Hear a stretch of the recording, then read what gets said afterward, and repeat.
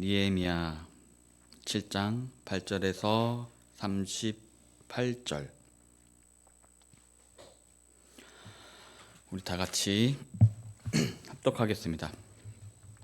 바로스 자손이 2172명이요 스바랴 자손이 372명이요 아라 자손이 652명이요 마함 모압 자손 곧 에스유사와 요압 자손이 2818명이요 엘람 자손이 1254명이요 삭두 자손이 845명이요 삭게 자손이 760명이요 빈누이 자손이 648명이요 부베 자손이 628명이요 아스갓 자손이 2322명이요 아도니간 자손이 667명이요 비그웨 자손이 2067명이요 아딘 자손이 655명이요 아델 자손 곧 히스기야 자손이 98명이요 하숨 자손이 328명이요 베세 자손이 324명이요 하림 자손이 112명이요 기브온 사람이 95명이요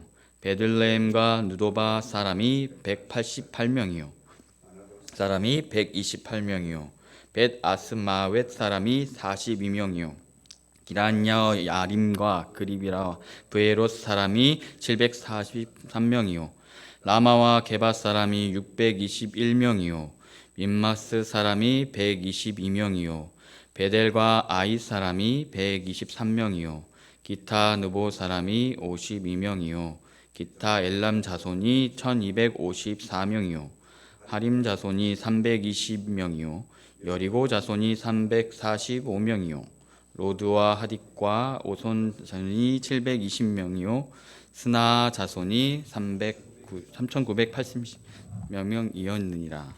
아멘.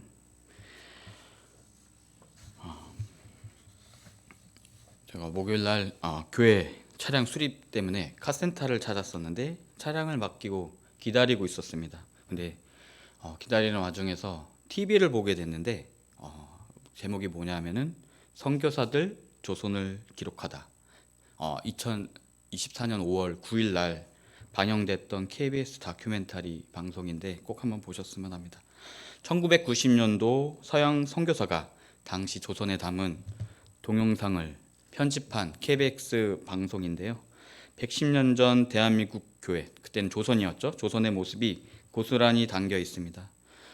길선주 목사님의 설교 모습도 나오고요. 또 대구에서 교회 그 어떤 모습도 나오고 전주의 교회 모습도 나오고 이화여대 여성들의 첫 연극하는 모습도 나오고 또 태양 우리가 잘 알고 있는 평양 대부흥 때 교회의 모습도 볼 수가 있습니다. 꼭 보시면 좋겠고요. 근데 참 인상적이었던 게 뭐냐면은 교회 큰 공터에서 겨울 김장을 하는데 배추가 엄청나게 이따만하게 쌓여 있더라고요. 그러면서 지게로 나르면서 할머니, 엄마, 딸들이 와가지고 막 배추 그 이파리를 막 띄고 또 이렇게 안에서 속 집어넣고 이제 항아리에 담는 이렇게 막 모습들이 나오는데 옛날 모습과 지금 모습이 한복만 입었지 별 다른 차이점을 못 느낄 정도로 되게 유사하더라고요.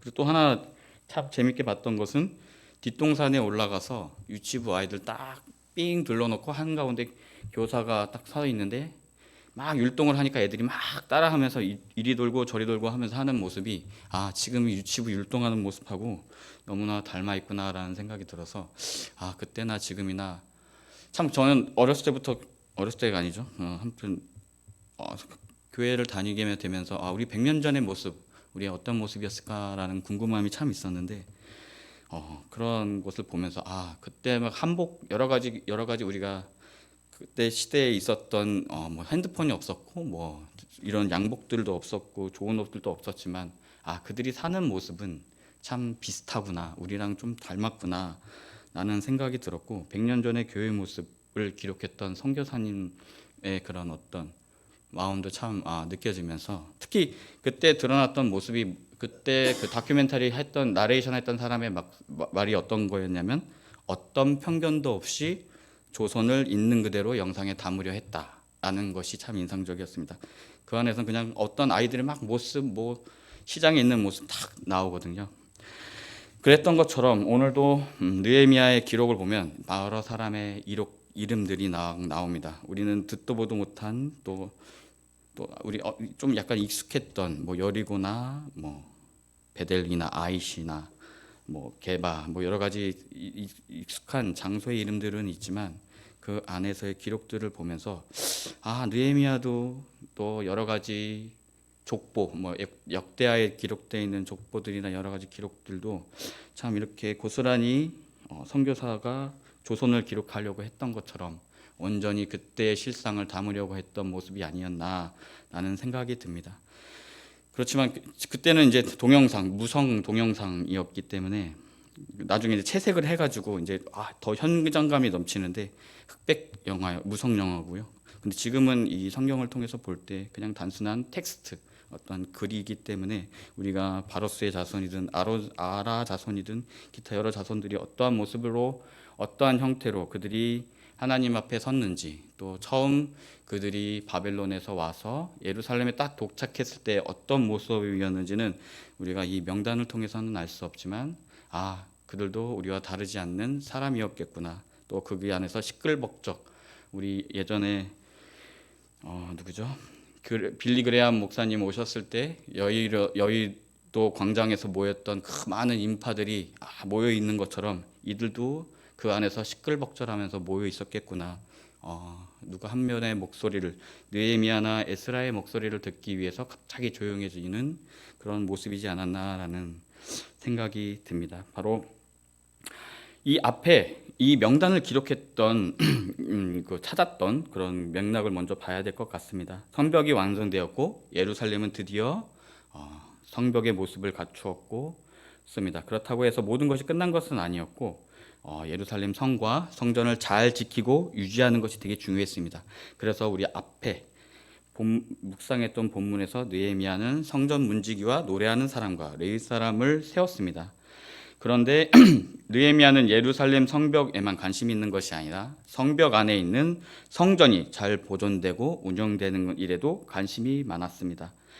그토록 열심히 성벽 공사를 추진한 이유 중 하나는 바로 성전을 안전하게 보존하기 위해서였고, 예루살렘 공동체, 귀환 공동체는 하나님을 예배하기 위해 존재하는 공동체였기 때문입니다. 바로 그렇기 때문에 그러한 성벽 완성과 성전 건축에 이어서 성벽 완성은 그들에게 있어서 큰 감동이었을 것 같습니다. 바로 느헤미야 7장 5절에 보면 내 하나님이 내 마음을 감동하사 귀족들과 민장들과 백성을 모아 그 계보대로 등록하게 하심으로 내가 처음으로 찾아온 자의 계보를 얻었는데 거기에 기록된 것을 보면 이라고 나와 있습니다.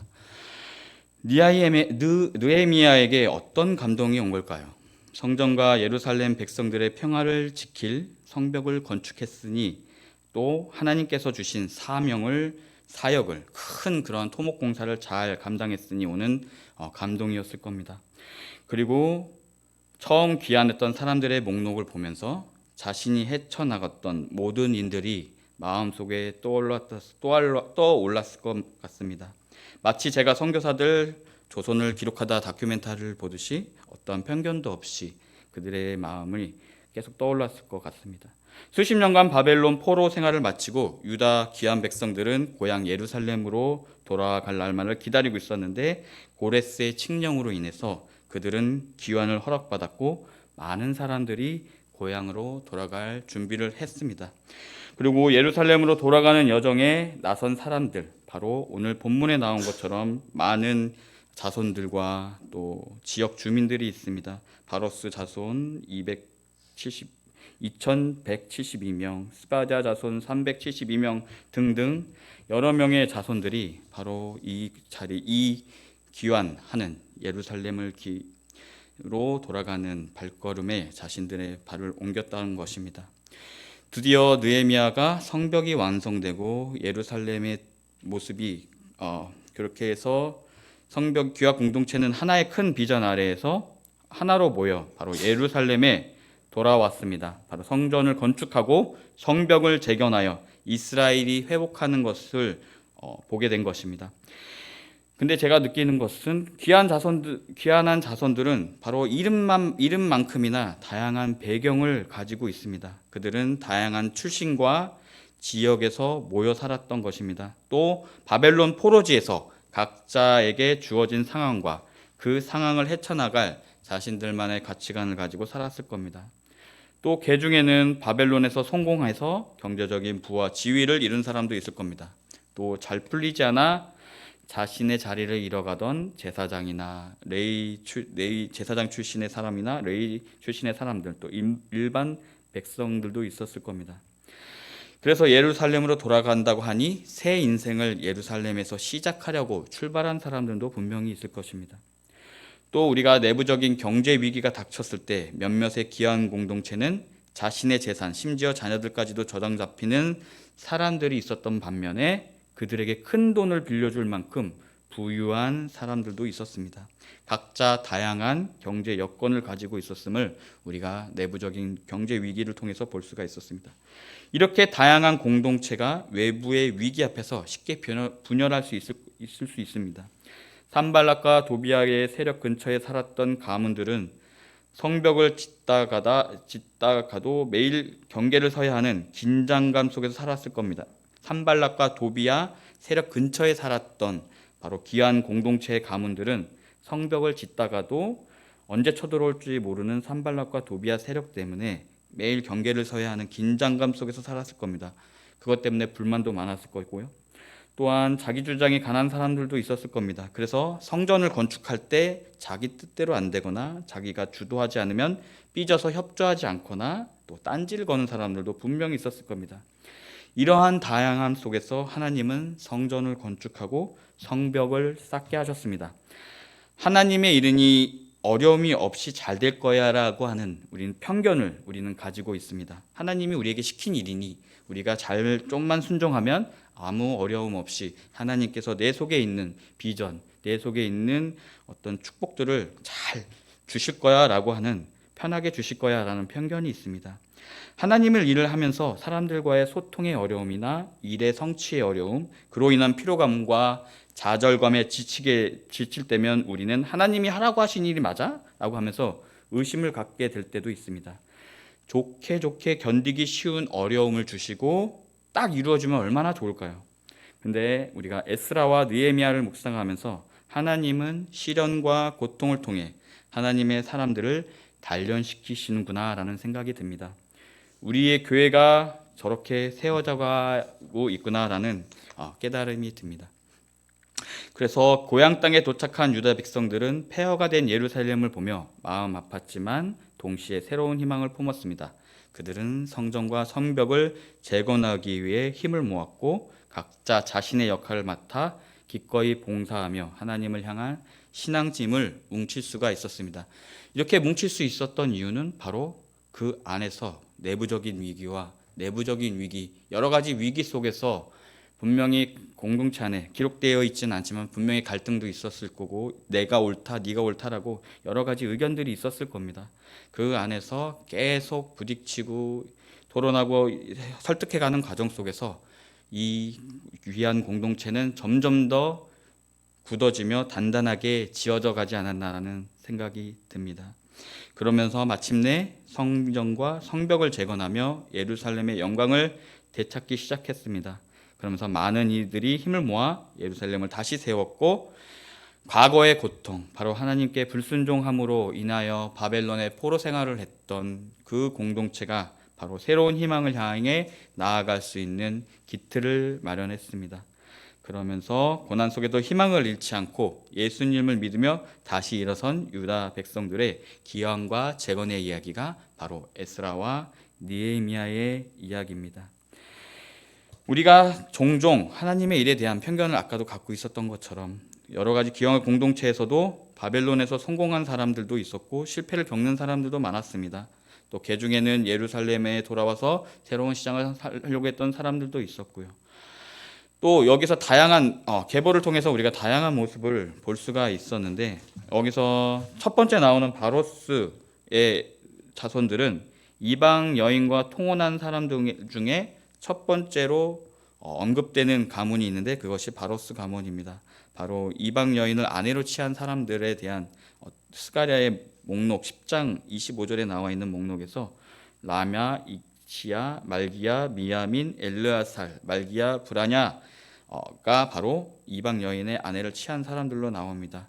하지만 그들은 율법의 가르침에 따라 이방 여인들과 이혼하는 그런 과정을 겪게 됩니다. 또 이와 비슷한 것이 이제 삭두 가문인데요. 13절에 나와 있습니다. 그들도 7명의 이방 아내를 취하였고 에스라의 권면에 따라 이방 여인을 되돌려 보냈습니다. 여기서도 여러 이렇게 자손들이 나오지만 참 특이했던 자손이 누구냐면 아라 자손입니다. 아라 자손은 누구냐면은 귀한 공동체에서 돌아왔지만 느헤미야가 예루살렘 성벽을 수축할 때 이를 방해했던 토비아라는 세력이, 토비아가 아라의 아들이었던 스가냐가를 사이로 맞이하는 그런 경우가 있었습니다. 바로 아라 자손이 그러니까 토비아가 여러 유대 귀족들과 동맹을 맺는데 그 동맹을 맺었던 가문 중에 하나가 바로 여기에 등장하는 아라 가문입니다. 자손입니다. 또 마암모아라든가 모압 지방의 통치자라고 하고요. 또 하숨, 스바랴, 또 여기서 등장하는 사람들 중에는 나중에 나오는 언약갱신, 느헤미야 때 언약갱신의 조약에 인친 사람들도 있었고, 또 그냥 포로 귀환한 사람들, 그냥 솔로몬 신복의 자손들도 있었고, 또 여러 가지 다양한 모습들을 또 이 자손들 중에서도 볼 수가 있습니다. 이런 것처럼 귀한 공동체 또한 또 이 자손들 또한 여러 가지 면에서 다양한 모습들을 갖고 있습니다. 그러한 모습 속에서도 그들이 하나가 되었고 그 안에서 어려움과 시련을 극복하면서 이 고통을 통하여 그들이 단단하여지고 또 그 안에서 하나님의 계획을 이루어 갔습니다. 우리 교회도 이러한 과정을 거치며 세워져 가는 것이라는 사실을 명심해야 합니다. 또한 이 말씀 속에서 우리가 가장 크게 붙들고 있는 것, 바로 하나님께서 주신 약속을 통해서 그들이 하나로 지어져 갔다라는 것입니다. 바로 하나님의 신실하심에 바탕을 두고 있습니다. 이스라엘을 회복시키시겠다는 하나님의 신실함에 있습니다. 심판받아 고통당하는 이스라엘을 잊지 않으셨고 그 안에서 그들을 바로 세우셔서 그들과 함께 나아가셨던 것입니다. 하나님은 그들의 다양함 속에서 일치를 이루셨고 도전 속에서 협력을 이루셨으며 반대 속에서 후원을 이루셨습니다. 이 이야기는 단순한 과거의 기록이 아니라 현재와 미래를 향해 있습니다. 그것은 하나님의 신실하심을 믿고 고난을 이겨내며 하나님의 사역을 행하는 공동체, 바로 우리의 이야기입니다. 오늘날 우리도 이들의 이야기를 통해서 하나님의 비전과 신실하심을 믿고 나아갈 수 있는 용기를 얻었으면 좋겠습니다. 우리 또한 서로 다른 배경과 이야기를 가진 교인들입니다. 그러나 하나님의 비전 아래 하나가 되어서 이렇게 예배 공동체와 말씀 공동체와 기도 공동체를 이루었던 것처럼 또한 찾아온 위기와 어려움을 극복할 때 교회는 더욱더 단단해져 지어져 갈 것입니다. 우리의 연약함 속에서도 하나님의 신실하심을 의지하며 우리의 삶 속에서 하나님의 뜻을 이루어가기를 소망합니다. 또 하나님의 역사와 신실하심이 우리와 함께 하시길 기도하겠습니다. 우리 다 같이 기도합니다. 사랑과 은혜가 많으신 하나님, 오늘 우리는 주님의 역사와 신실하심을 기억하며 또 그 안에서 지어져 가고 있는 에스라와 느헤미야와 그리고 귀한 공동체를 보게 됩니다. 주님은 우리의 다양한 배경과 이야기를 하나로 모으시고 주님의 비전 아래 우리를 이끌어 주시는 크신 하나님입니다. 또한 그 안에서 우리에게 주신 이 말씀을 통해서 우리가 공동체로서 지어져 갈 때 또 그 안에서 어려움을 이겨내 나가는 용기를 주시옵소서.